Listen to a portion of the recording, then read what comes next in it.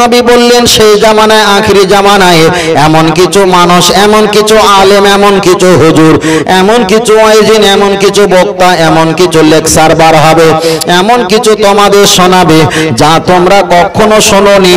ও আনতুম আলা আবাউকুম, তোমাদের মুরব্বীরা যারা কবরে গেছে এমন কথা শুনে তারা কবরে যায়নি। আল্লাহ নবী পরে বললেন আনা বারিউম মিনহুম ওয়া হুম বারিউনা মিন্নি, তবে হাসরের ময়দানে আমি ওদের কেউ হব না, আর হাসরের ময়দানে ওরা আমার কেউ হবে না।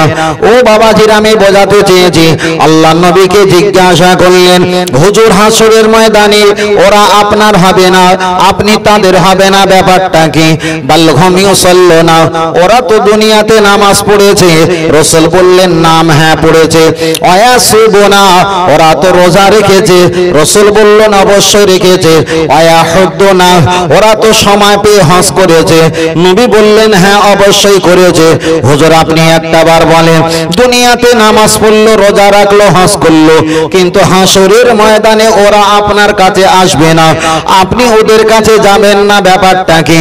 আল্লাহ নবী জবাব দিয়ে বললেন ওদের ভিতরে নামাজ ছিল, রোজা ছিল, হজ ছিল, ওদের ভিতরে পৃথিবীর সব ইবাদত ছিল, কিন্তু সব রাখার পরে আমি মুহাম্মদ সাল্লাল্লাহু আলাইহি ওয়াসাল্লাম আমার মহব্বত ভালোবাসা ওদের কলবে অন্তরে না রাখার কারণে হাসরের ময়দানে ওরা আমার হবে না, আমি রাসূল ওদের হব না। তাহলে এখানে প্রমাণ হয়ে গেল হাজার ইবাদত করবে, নবী আপনার হবে না, আপনি নবীর হবেন না। একটাই কারণ, যদি আপনার প্রতি নবীর মহব্বত ভালোবাসা না থাকে।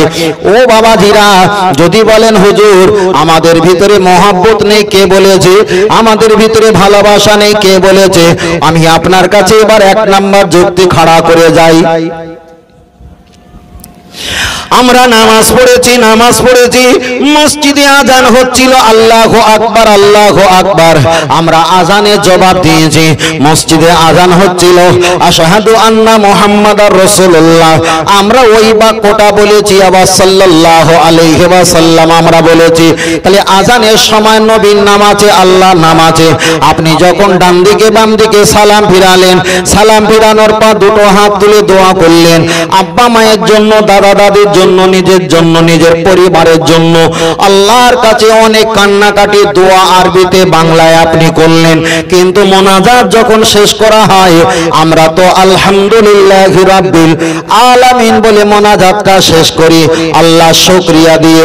আবার মোনাজাত শেষ করি বিরহমাতিকা ইয়া আরহামার রাহিমিন বলে, আল্লাহ তুমি আমার প্রতি রহমত দাও, এটাই বলে আমরা মোনাজাত শেষ করি। নবী তো ঠিক বলেছে ওদের ভিতরে হাজার ইবাদত থাকবে, কিন্তু আমি রাসূল না থাকার কারণে হাসরের ময়দানে ওরা আমার কেউ হবে না, আমি নবী ওদের কেউ হব না।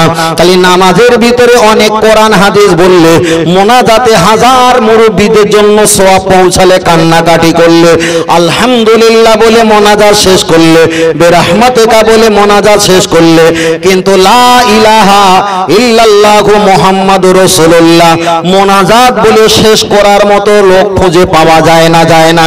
তাহলে এখানে প্রমাণ হয়ে গেল আপনার ভিতরে হাজার ইবাদত আছে, সব নাম আছে, ছেলে মেয়ে বিবি বাচ্চার নাম মোনাজাতে আছে, কিন্তু মোনাজাতের শেষে আল্লাহর নাম আছে, আল্লাহর পাশে মুহাম্মাদুর রাসূলুল্লাহ নাম নেই। তাহলে এখানে প্রমাণ হয়ে গেল হাসরের মাঠে আল্লাহর নবী আপনার হবে না, আর আপনিও নবীর কাছে আসবেন না। কারণ হলো একটাই, সব থাকবে, শুধু নবী আপনার কাছে না থাকার কারণ। ঠিক না বে ঠিক?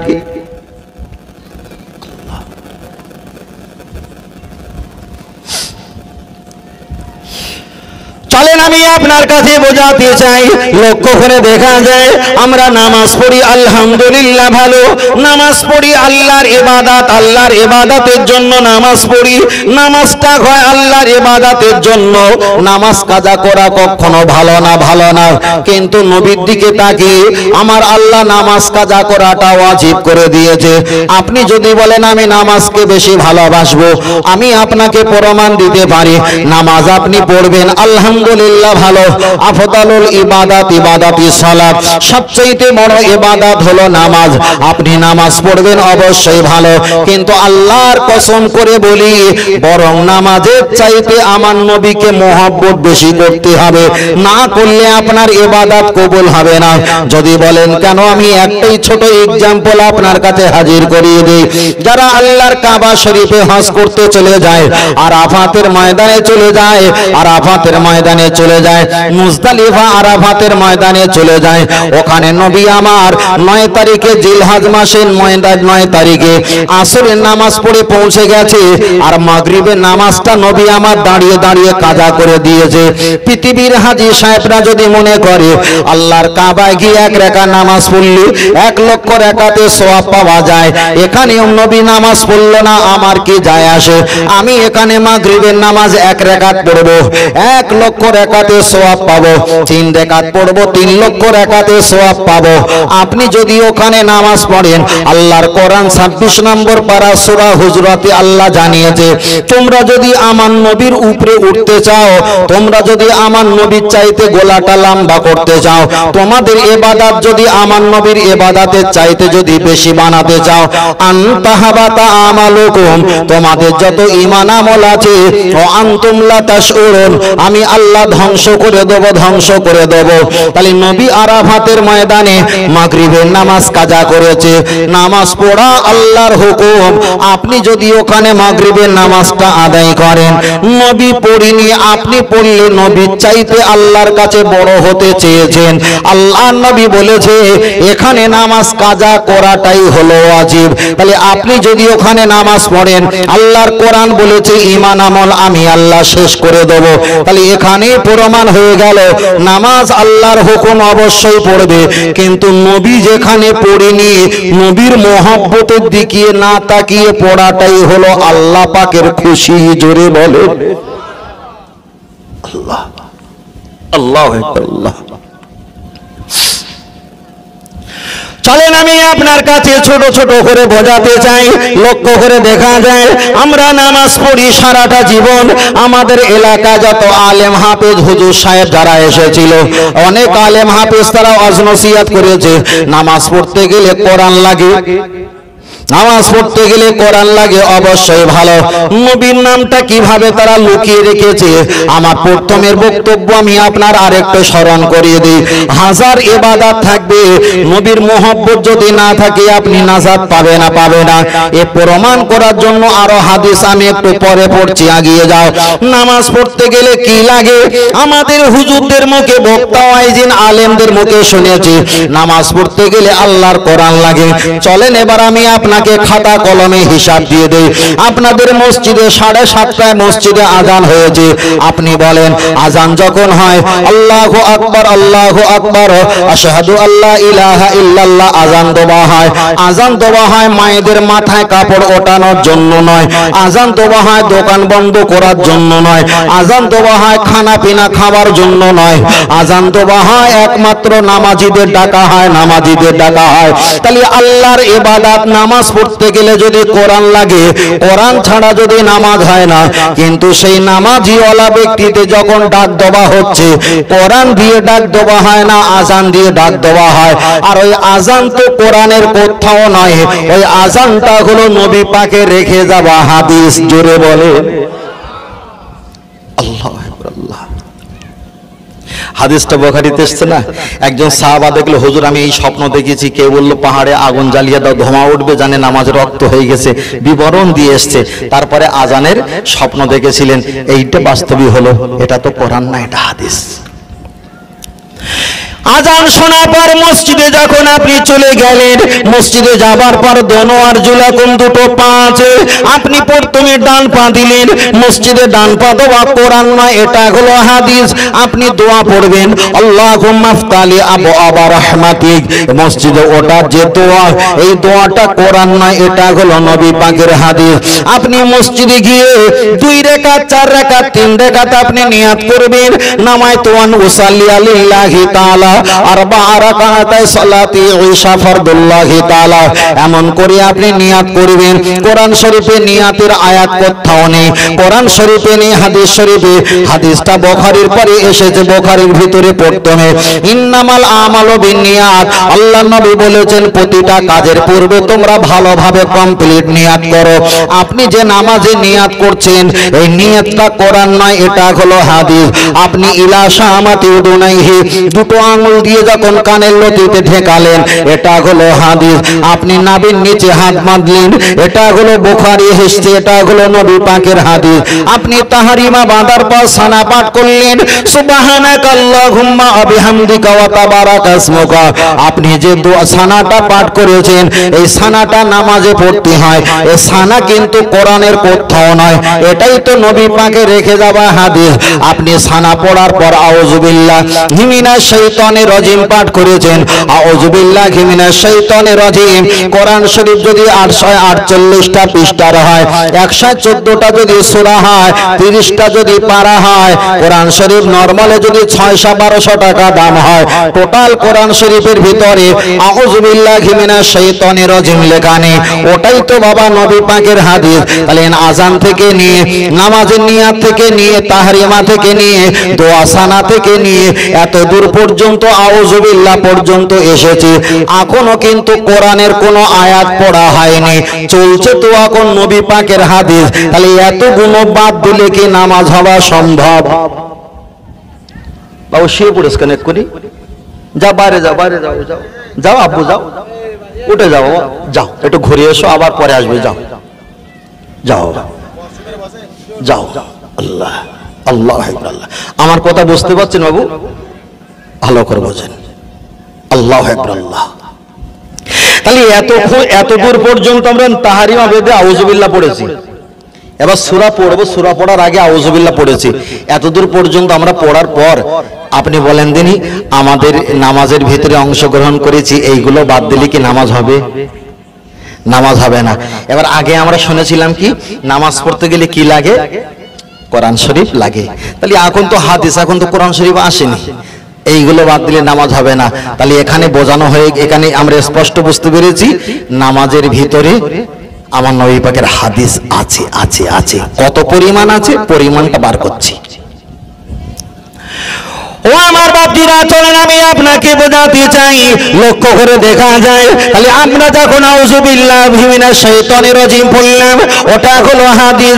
বিসমিল্লাহির রহমানির রহিম পড়ি, বেসিনজের বিসমিল্লামজের মিল্লাম খড়া বাল্লাহ, হে রাজের হি রহি জাবারা মিম খড়া বারমা, নুন রাজের নি রাজাবারা, হাইয়াজির হি মিমজের মি, বিসমিল্লাহির রহমানির রহিম।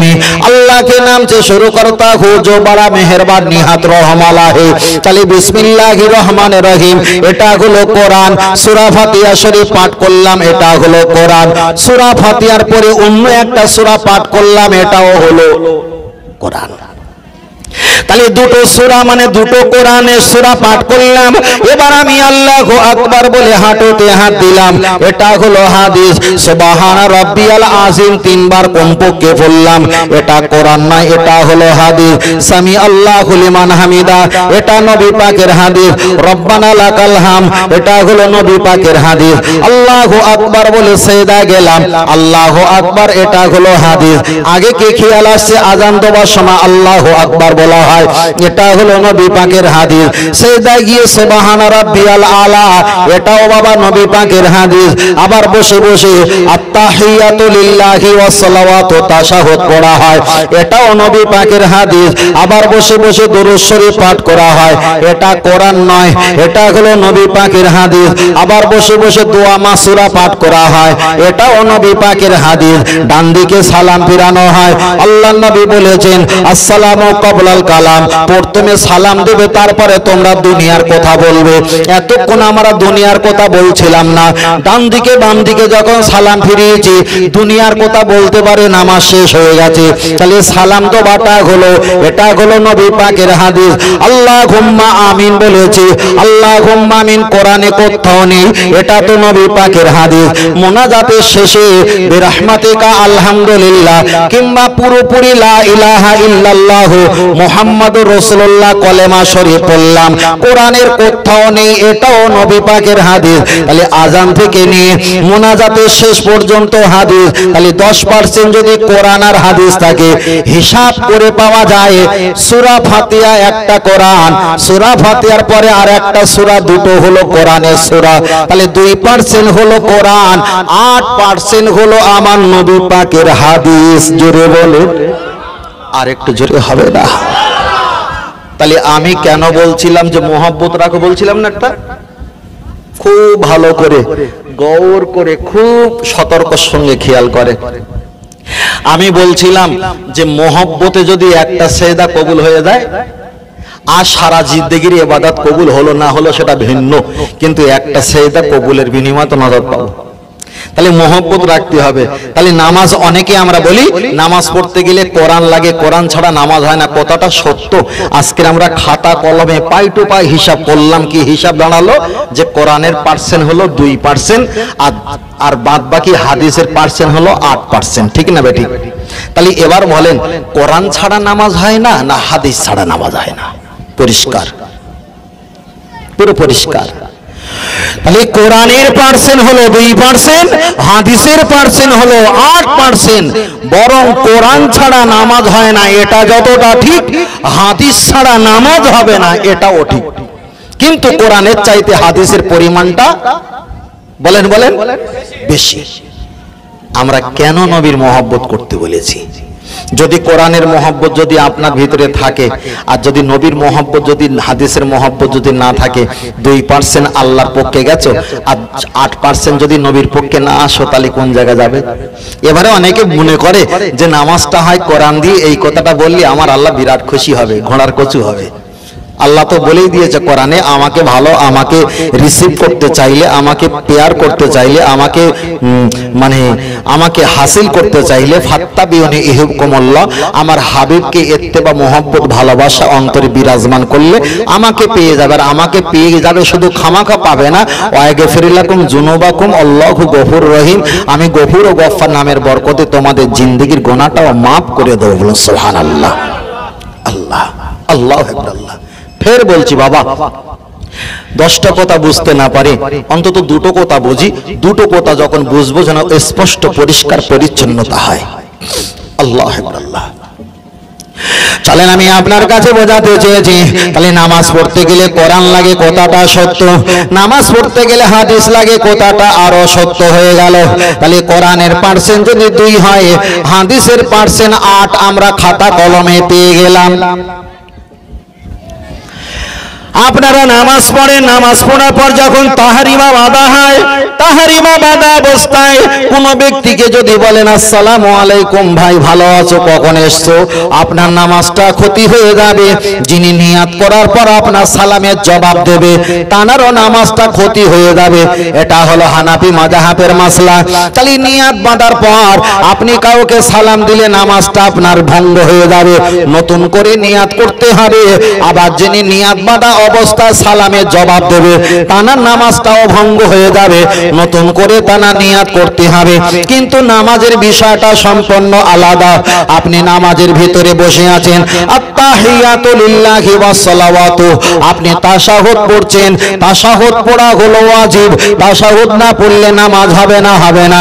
ওই তাশাহুদের ভিতরে আমার নবীকে সালাম দেওয়া হয়, আসসালামু আলাইকা ইয়া আইয়ুহান নাবিয়্যু ওয়া রাহমাতুল্লাহি ওয়া বারাকাতুহু। দুনিয়ার কোন ব্যক্তিকে সালাম দিলে নামাজটা ভঙ্গ হয়ে যায়। কোন ব্যক্তি আপনাকে সালাম দেবে, আপনি জবাব দিলে নামাজটা ভঙ্গ হয়ে যায়। কিন্তু নামাজের ভিতরে নবীর প্রতি সালাম দেওয়া আমার আল্লাহ ওয়াজিব করে দিয়েছে।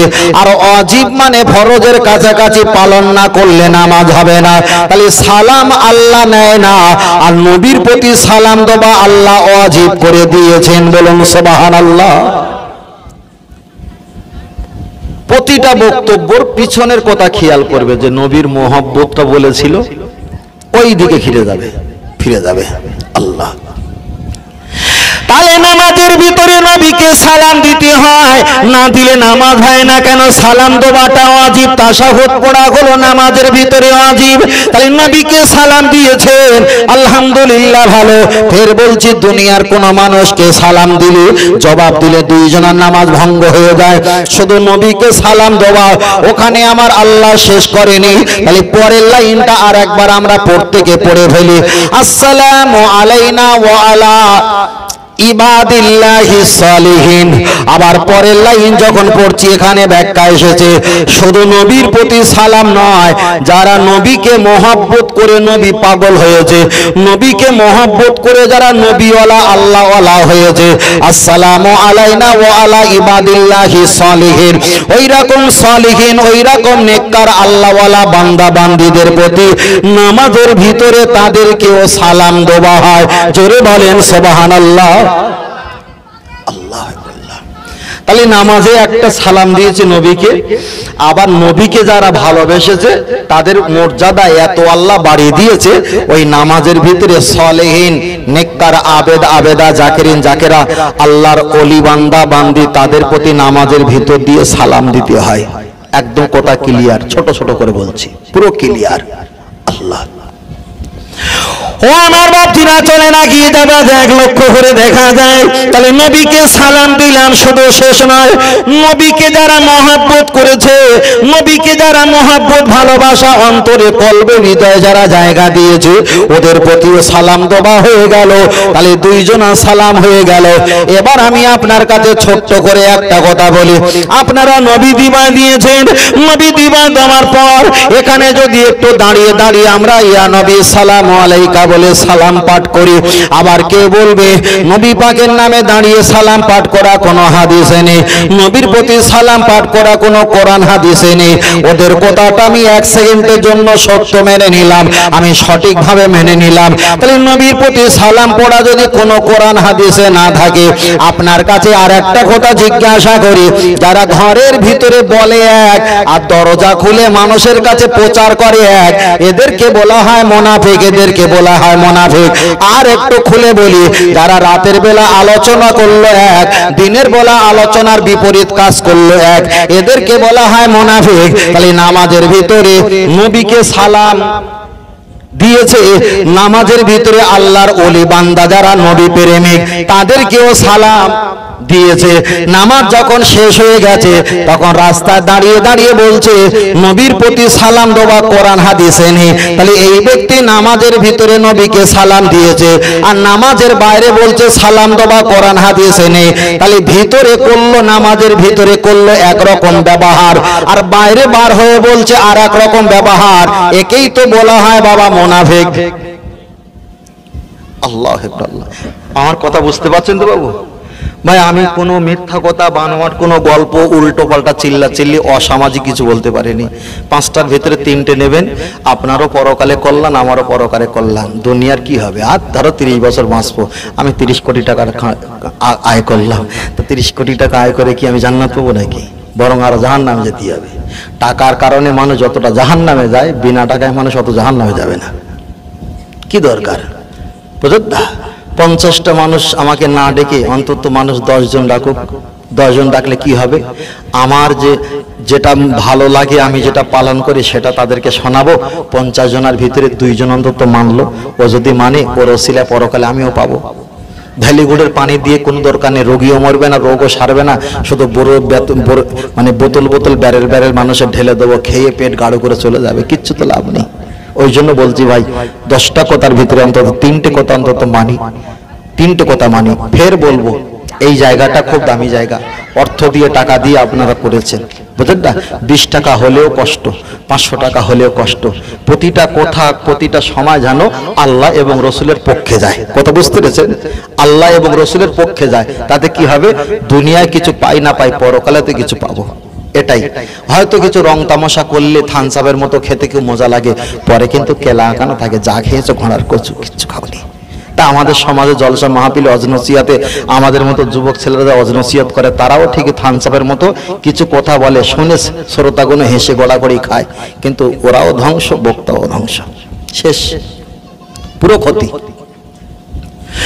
ও বাবাজিরা, আমি আপনাকে বোঝাচ্ছিলাম চলে না খেয়ে যাওয়া যায়। তাহলে নামাজের ভিতরে নবীকে সালাম দিয়েছে, নামাজের ভিতরে আল্লাহর ওলিকে সালাম দিয়েছে। ওখানে সালাম না দিলে নামাজ হবে না। নামাজ থেকে বার হয়ে বলছে আমি কোনো দেখা যায় নবীর প্রতি সালাম পড়া জায়েজ নয়, নবীর প্রতি সালামে কিয়াম পড়া জায়েজ না, জায়েজ নয়। এবার আমি আপনাকে বলছি ওরা নামাজের ভিতরে করলো এক, বাইরে এসে বললো আর এক, এদেরকে বলা হয় মুনাফিক। এবার আমি আপনার কাছে আর একটা প্রশ্ন রাখি, একজন মুনাফিক, একজন হলো গুনাহগার, গুনাহগার আর মুনাফিককে যদি আল্লাহর সামনে হাজির করিয়ে দেওয়া হয়, ইয়া রাব্বুল আলামিন এই ব্যক্তিটা মুনাফিক, এই ব্যক্তিটা হলো গুনাহগার, কোন ব্যক্তিটা আপনার কাছে ভালো আপনি একটু জবাব দিয়ে দাও। আমার আল্লাহ জিজ্ঞাসা করবে ইসমুকা কি, তোমার পরিচয় কি?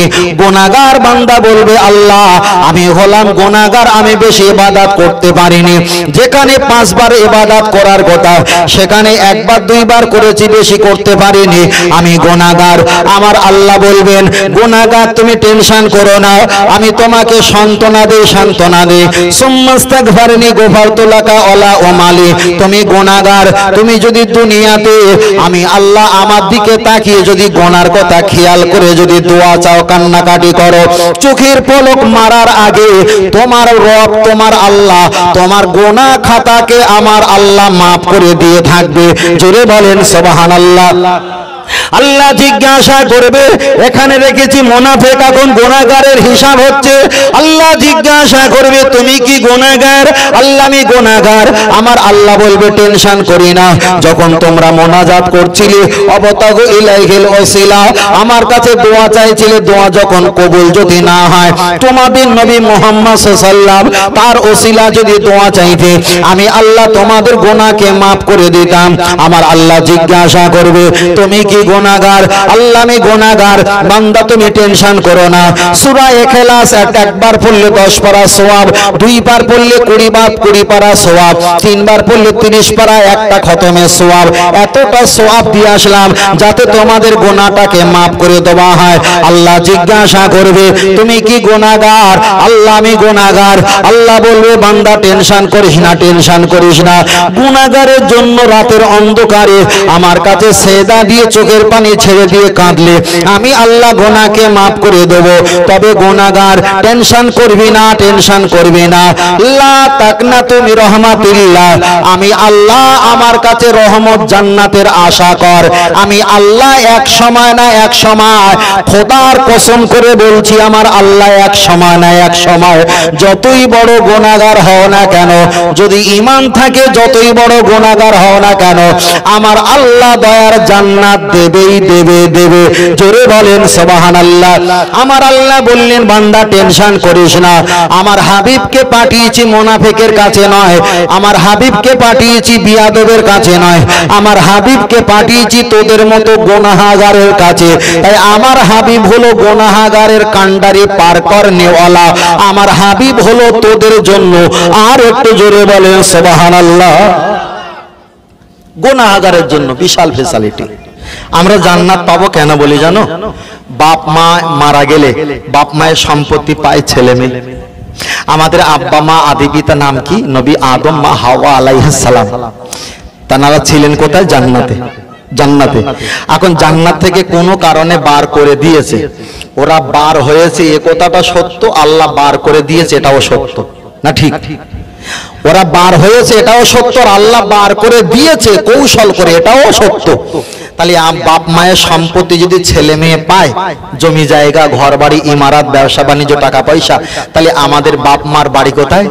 জান্নাতে। তো জান্নাত থেকে বার হয়েছে, এখন জান্নাতকে বিক্রি করেছে, জান্নাতকে তালা মেরিয়েছে যে আল্লাহ জীবনে জান্নাতে আসবো না। আল্লাহ বলে দিয়েছে যা বেরিয়ে চলে যা, কিন্তু আমার রহমতের আশা করিস, জান্নাতের আশা করিস। কেন? এই জান্নাতটা তো তোদের সম্পত্তি। যারা বলে সুবহানাল্লাহ। তাহলে আমাদের বাপ মা মারা গেলে যদি সন্তান ছেলে মেয়ে যদি বাপের সম্পত্তি পায়, তাহলে আমাদেরও পিতা নবী আদম, মা হাওয়া আলাইহিস সালাম, আমরা প্রত্যেকে হলাম আদম সন্তান। আমার বাপ মা চলে এসেছে, আমাদের বাপ মায়ের সম্পত্তি জান্নাত তো আমরা পাবো। তবে গুনাহগার হও ইনশাআল্লাহ একদিন না একদিন অনেক বছর পরে জান্নাত পেতে হয়, তাও আমাদের সম্পত্তি আল্লাহ আমাদের হাতে তুলে দেবে। আর একটু জোরে বলে অনেকে বলে না গোনাগার গোনাগার গোনাগার, আমি বলো গোনা নিয়ে টেনশন করবে না, গোনা নিয়ে টেনশন করবে না। টেনশন করবে কোনটা জানো? বুড়িমা, বুড়িমা চুপ করো, মা চুপ করো, ওই দেখো বুড়িমা, একদম কথা বলো না মা, চুপ করো চুপ করো। আমরা টেনশন করব গোনা নিয়ে না, আমরা টেনশন করব মুনাফিক আর বিয়াদব। জীবনে যেন মুনাফিকই না হই আর জীবনে যেন বিয়াদবি না হই। এই তিন দুটো আমরা গোনাগার, এ তো আজ হব কাল হব, এক্ষুনি ভালো হয়েছি আবার সকালবেলা খারাপ হয়ে যাব, এ আজ হব কাল হব। গোনা আমাদের থাকবে, এটা আমরা কেউ রেহাই করতে পারবো না, গোনা থাকবে, কিন্তু গোনা মাপ তো আল্লাহ করবে। তবে জীবনে মুনাফিক হবে না, জীবনে বিয়াদবি হবে না। এই দুটো জিনিস খেয়াল রাখবে। আমি যেটা বলছি খুব গভীর তরঙ্গে তোলা থেকে তুলে আপনাকে বলছি। হয়তো আপনার কাছে আমি ঢোল পিটে বলতে পারি না, আপনি দাম নাও দিতে পারেন, কেন 10 টাকা ইমাম সাহেবের কাছে তাবিজ নিলি তো ও হেরগে গেলি আর একবার খসবি, 5000 টাকা নিলি ভালো করে রাখবে, ব্যাপারটা তাই নিও না। ফের বলছি, গোনাগার হয়েছে কোনো টেনশন নেই, তবে বিয়াদব হয়েও না আর মুনাফিক হয়েও না।